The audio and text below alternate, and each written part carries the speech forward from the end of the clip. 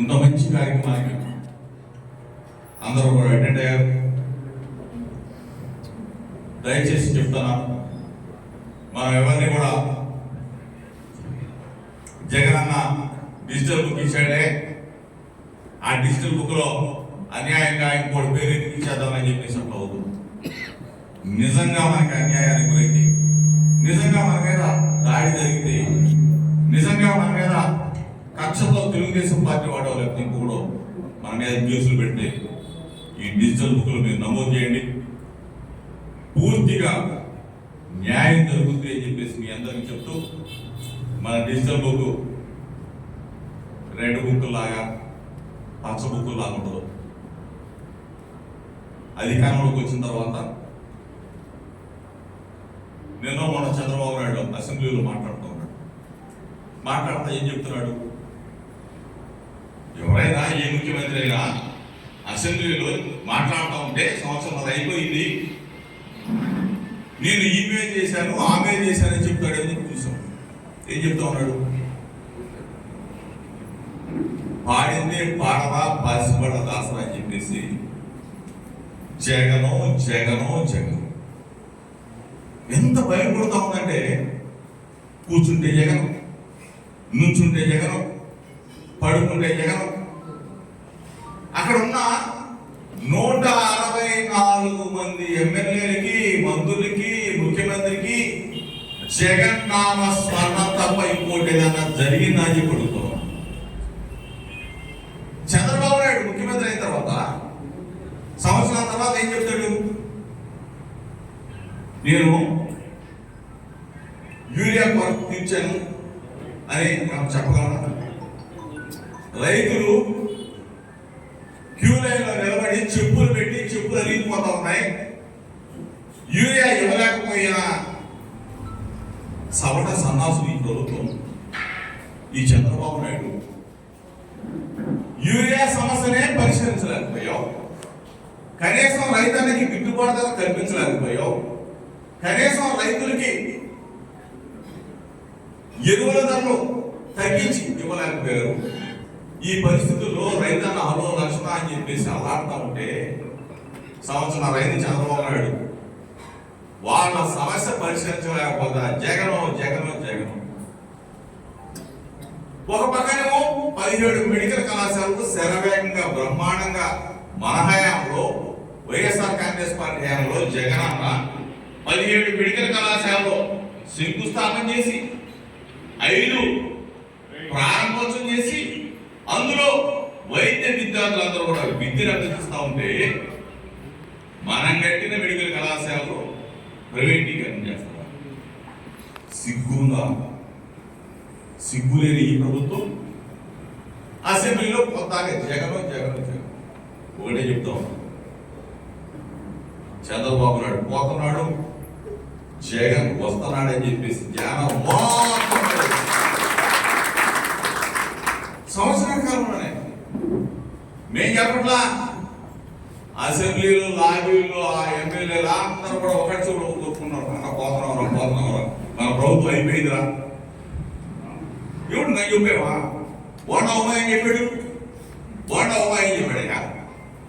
ఉప ముఖ్యమంత్రి కనపట్ల, ఉప ముఖ్యమంత్రి ఎవరంటే పవన్ కళ్యాణ్ కనపట్ల, అడ్రస్ లేడు, అపాయింట్ లేదు, దొరకడు అని చెప్పేసి ఎవరు చెప్పారు, నేను చెప్పావా? బోండా ఉమా చెప్పాడు. వరదరాజు రెడ్డి కమలాపురం ఎమ్మెల్యే,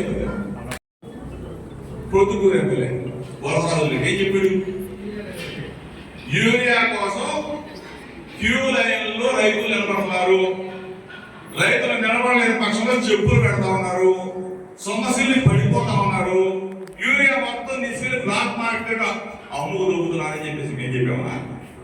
మీ వరదరాజు ఏం చెప్పాడా? కోన రవికుమార్ ఏం చెప్పాడు? సుజనా చౌదరి ఏం చెప్పాడు? సిగ్గుమాలిన మీరు మా గురించి మాట్లాడతారా? వీళ్ళంతా కాదు, నీ బామ్మది బాలకృష్ణ ఏం చెప్పాడా? ఏం చెప్పాడు? బాలకృష్ణ పచ్చినదని చెప్పాడు. పచ్చినదం బాలకృష్ణ ఆ మాట మాట్లాడబట్టే ఈ రోజున మనకున్న విలువలు విశ్వసనీయత ఆకాశాన్ని నిజంగా బాలకృష్ణ అందరూ తిడుతున్నారు కానీ నేనైతే తెలుసుకుంటున్నాను. అటువంటి ఉంటేనే కదా మన విలువ తెలిసేది. బాలకృష్ణ ఎవరు తింటాడు? అసెంబ్లీ సాక్షిగా ఎవరు తింటాడు? మనల్ని 10 తింటాడులే, మనల్ని పోయి 10 తింటాడు. మన జగన్ కావాలి ఎవరు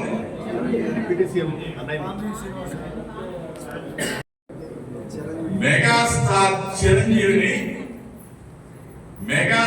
చిరంజీవిని వాడు వీడు అని చెప్పేసి కారు పోతలు పూసాడా లేదా? మెగాస్టార్ చిరంజీవి ఎవరు? పవన్ కళ్యాణ్ అన్నయ్య కాదు. ఇద్దరు ఒక్క రక్త సంబంధికులుగా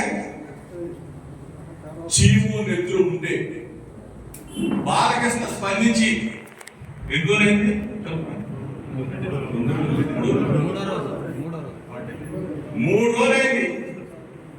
72 గంటలైతే ఈ పవన్ కళ్యాణ్ ఆడుకుంటున్నాడా?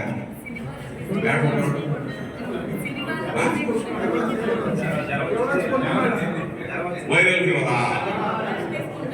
ఫీవర్ వస్తే మీ అన్నం తింటే మీ రక్త సంబంధికుడు తింటే నీకు భిక్ష పెట్టాడు. సినిమా ఫీల్డ్ అయినా రాజకీయంగా అయినా అటువంటి భిక్ష పెట్టిన అన్నయ్యని నోటికి వచ్చినట్టు బాలకృష్ణ వాడు ఈడు అని చెప్పేసి పచ్చి కూతురు తిడితే పాపం ఆ చిరంజీవి గారు ఎక్కడో ఇతర దేశాల్లో ఉండి స్పందించాలా? నువ్వేమైపోయావు? సంకన ఆగుతున్నావు చంద్రబాబు నాయుడు. అదేమంటే వైరల్ ఫీవరా? 3 రోజులు అయింది. ఒక పక్కనేమో మీ అన్నం తింటాడు. సరే ఇంకొక ఆయన ఉన్నాడు, ఏం తప్పుడా అన్న నాకు మొబైల్ ఎమ్మెల్సీ. నువ్వేమైపోయారు బాబు? నువ్వేమైపోయావు? చెట్లా ఉన్నావు. ఏమైపోయావు? మీ అన్న మీ కుటుంబ సభ్యుడు ఒక తల్లి కడుపు మీరందరూ కూడా పుట్టారు. సీము నెత్తులు సీము సేవ అన్ని ఊరేసారా? ఈ నాగబాబు స్పందించడం సరే. నిజంగా చెప్పాలంటే ఎక్కడున్నా సరే, ఇతర దేశాల్లో ఉన్నా సరే, నిజాన్ని నిర్భయంగా కొంతవరకైనా ఒప్పుకునే చిరంజీవి గారు, కొంతవరకైనా నిజాన్ని. పవన్ కళ్యాణ్ అభిమానులు ఎవడు లేడు, నాగబాబు అభిమానులు ఎవడు లేడు. మీకున్నారా మెగాస్టార్ చిరంజీవి అభిమానులే. వాళ్ళకి చెప్తా ఉన్నా, వీళ్ళ నమ్మదు. ఈ పవన్ కళ్యాణ్ అని ఎవడో నమ్మదు, ఈ నాగబాబు అని ఎవడో నమ్మదు, ఈ చంద్రబాబు నాయుడు సంకనాకి జనసేన పార్టీని కూడా నమ్మదు. ఈ అభిమానులు అందరూ కూడా ఒకటి అడిగినండి. చిరంజీవి అభిమానులు, మెగాస్టార్ చిరంజీవి అభిమానులు అందరూ కూడా ఒకటి అడిగినండి. మేము కూడా చిరంజీవి అభిమానులు నేను కానీ మా నాయుడిని కానీ ఒకటి రండి వచ్చి చిరంజీవి నాకు తెలిసినంత చిరంజీవి గారు ఇప్పుడు కూడా ఏ ఒక్క కించపరిచే విధంగా ఇప్పుడు మాట్లాడడం. ఈ బాలకృష్ణ అనే వ్యక్తి అహంతో, కండ కావడంతో, అధికార మదంతో చంద్రబాబు నాయుడు మా బావ ముఖ్యమంత్రి, నా అల్లుడు మంత్రి అన్న ఒక అహంతో మాట్లాడిన మాటల్ని మీరందరూ కూడా ఒక్కసారి తెలుగురండి. చిరంజీవి గారు ఏం చెప్పారు? జగన్మోహన్ రెడ్డి గారు మమ్మల్ని గౌరవించాడు.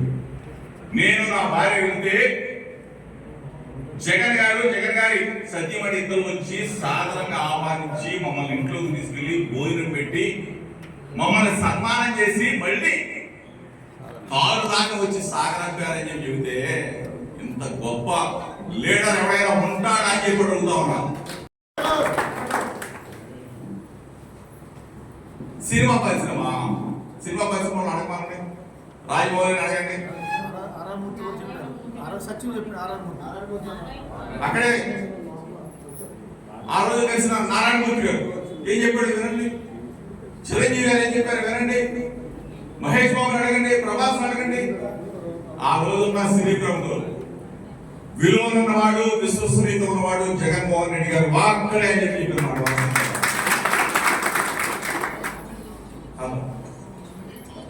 ఇటువంటి లీడర్ను పట్టుకొని ఇష్టం వచ్చినట్టు సైకో సైకో సైకో మానసిక రుగ్మతతో బాధపడుతున్న పెదవులు మొత్తం కూడా అసెంబ్లీ సాక్ష్యం మాట్లాడుతున్నారు.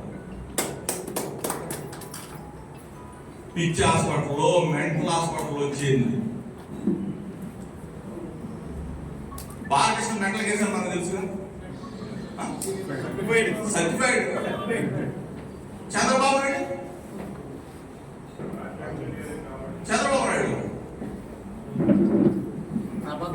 అల్జీమర్స్. బాలకృష్ణ అనే ఓటుని కూడా చెప్తాం. నీకు ఎన్టీ రామారావు జన్మని ఇచ్చి ఉండొచ్చు. ఎన్టీ రామారావు నీకు జన్మనిస్తే నీకు కులాన్ని జన్మనిచ్చింది వైఎస్ రాజశేఖర రెడ్డి గారు. ఇటువంటి పరిస్థితుల్లో ఒక పక్కనేమో చిరంజీవి గారిని, ఒక పక్కన ఉన్నారు మంత్రి దుర్గేష్. ఆ దుర్గేష్ వాడు అని చెప్పేసి అదుపులో తెస్తాడు. ఆ దుర్గేష్ పెడితే పాపం మొహం మార్చుకొని కూర్చున్నాడు. సిగ్గుందా మీ జనసేన మంత్రిగా? ఓ పక్కన అన్నం తింటాడు, ఓ పక్కన నీ సహచార మంత్రిని తింటాడు. ఇంతమందిని బాలకృష్ణ తిడతా ఉంటే ఓ పక్కన ఆ కాంగ్రెస్ శ్రీనివాసు మరి అతను ఎందుకు మాట్లాడాడు పంపించాడు. ఆయన డిసెంబర్లో దొరికేశాడు. అతను బీజేపీకి సంబంధించిన ఎమ్మెల్యే అన్నమాట. బీజేపీ వాళ్ళు తిట్టాడు, జనసేన వాళ్ళు తిట్టాడు. ఓ పక్కన మొత్తాన్ని కూడా బాలకృష్ణ ఈ విధంగా మాట్లాడితే దానికి సమాధానం చెప్పవలసిన బాధ్యత 72 గంటలు దాటినా కానీ పవన్ కళ్యాణ్ కానీ, పవన్ కళ్యాణ్ అన్నయ్య నాగబాబు గారి రాలేదంటే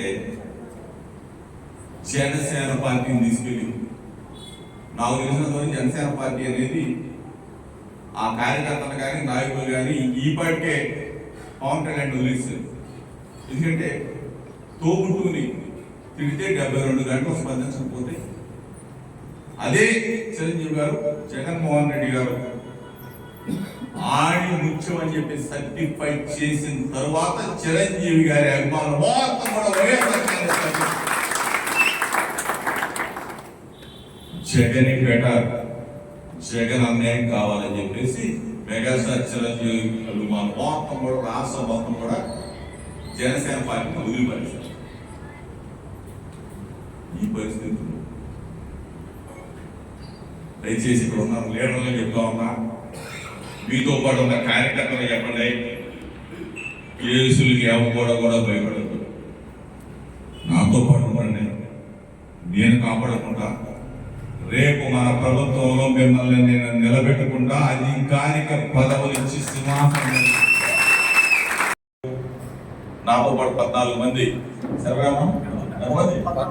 14 మంది కేసులు పెట్టించుకున్నారు. నేను కేసు పెట్టించుకున్నాను. నేను మీ అందరూ ఉన్నారు కాబట్టి కూడా చెప్తాం.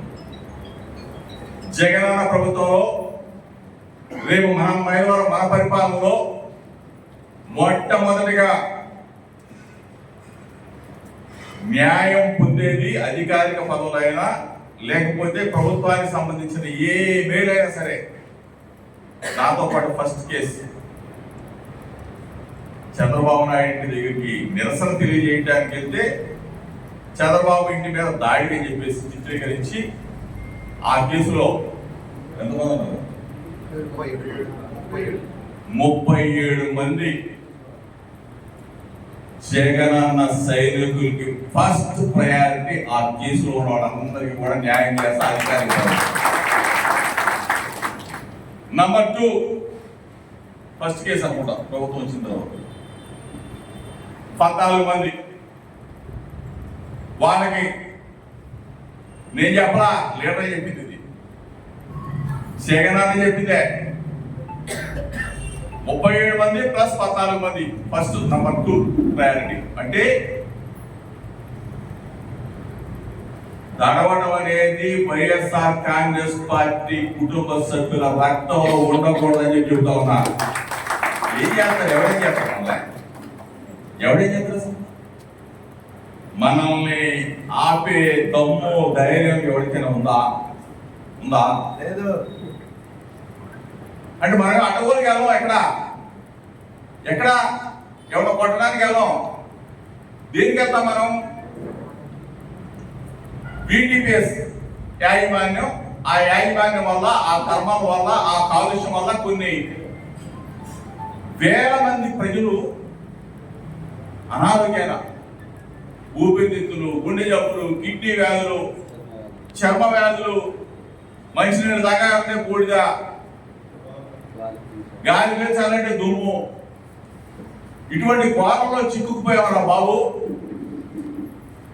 మమ్మల్ని కాపాడండి అని చెప్పేసి ఒక ఉద్యమం చేశాం. దానికి తోడు ఆ బూడిద పాపం ఇక్కడ నివసించే క్లీనర్లు, డ్రైవర్లు అయ్యారు, డ్రైవర్లు ఓనర్లు అయ్యారు. ఒక సుమారుగా 500 మంది కుటుంబాలు, ఆ లారీల ఓనర్లు దాని మీద ఆధారపడి జీవిస్తూ ఉంటే వాళ్ళకి బతుకు తెరువు కల్పించండి రా బాబు. చంద్రబాబు నాయుడు కాంట్రాక్ట్ ఏంటి, విధానం ఏంటి, అన్ని ప్రైవేట్ చేస్తున్నాం ఏంటి అని చెప్పేసి అడిగాం. సరే, దానికి అందరూ కూడా మన పార్టీ మొత్తం కూడా యావత్తు కూడా తోడుగా వచ్చారు. ఒక మంచి కార్యక్రమం తీసుకున్నాం.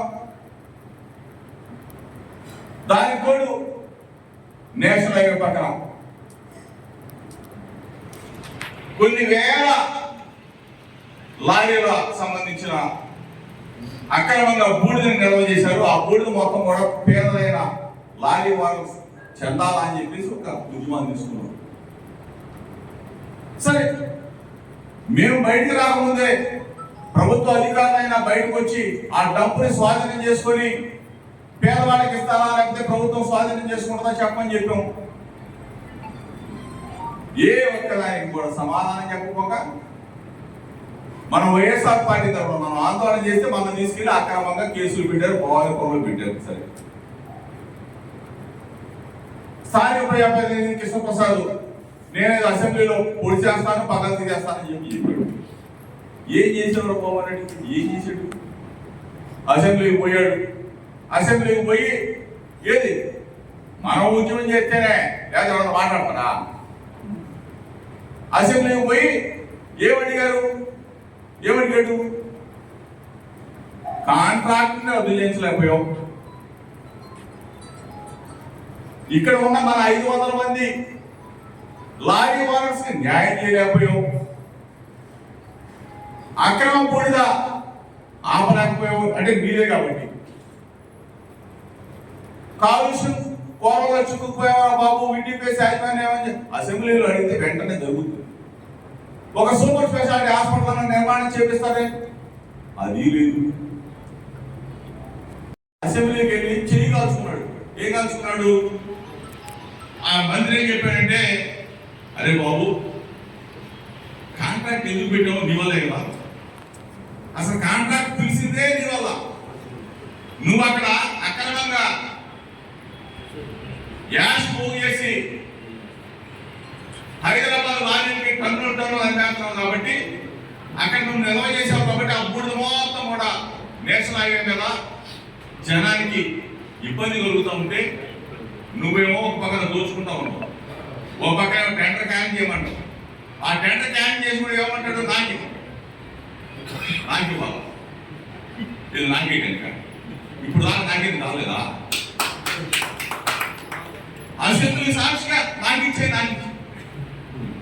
ఎంతో దుర్మార్గం. 6 సంవత్సరాల నుంచి నవ్వుతానే ఉన్నావు. మన ప్రభుత్వంలో 5 సంవత్సరాలు మనం జగన్ అనేది దయచేసి ఎమ్మెల్యే నాకేసావు. మళ్ళీ నాకేస్తాను. ప్రజా ఉద్యమం చేపట్టాం. ఈ ప్రజా ఉద్యమం ఎట్టి పరిస్థితులు ఇంతకు ఆగదు. ఇక్కడ ఉన్న ప్రజలందరూ చెప్తాం, వైఎస్ఆర్ కాంగ్రెస్ పార్టీ తరఫున కాలుష్యం నివారిస్తాం, నివారణ కోసం పోరాడతాం. ఈ గ్రామ ప్రజలు ఇక్కడ ఉన్న కాలుష్యం బారిపడిన గ్రామ ప్రజలందరూ కూడా మా పోరాటం కన్నా ఆగకపోతే, మా పోరాటానికి న్యాయం చేయకపోతే ఫస్ట్ రేపు మన పార్టీ వైఎస్ఆర్ కాంగ్రెస్ పార్టీ అధికారంలోకి వచ్చిన తర్వాత, జగన్ ముఖ్యమంత్రి అయిన తర్వాత, మనం ఇక్కడ ఎమ్మెల్యే అయిన తర్వాత మొట్టమొదటిగా కాలుష్య గ్రామాలని కాపాడుతామని చెప్పేసి సూపర్ స్పెషాలిటీ హాస్పిటల్ నిర్మాణం చేసి స్థానికంగా ఉన్న లారీ యజమానులు కావచ్చు, స్థానికంగా ఉన్న మన ప్రజలు కావచ్చు, వీటి బెస్లో న్యాయం చేస్తాం. ఇది 100% జరుగుతుంది. మొట్టమొదటిగా ఇక్కడ ఉన్న ప్రజలకి ఫస్ట్ హామీ, వైఎస్ఆర్ కాంగ్రెస్ పార్టీ అధికారంలోకి రాగానే, జగన్ ముఖ్యమంత్రి కాగానే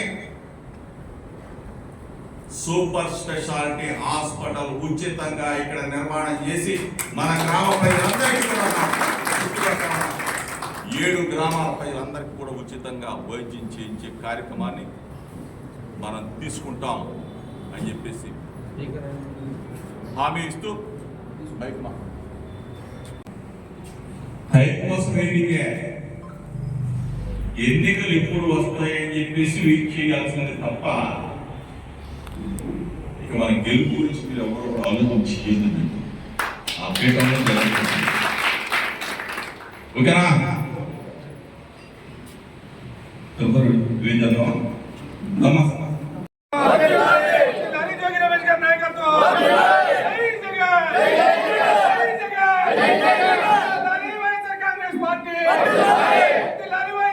Party!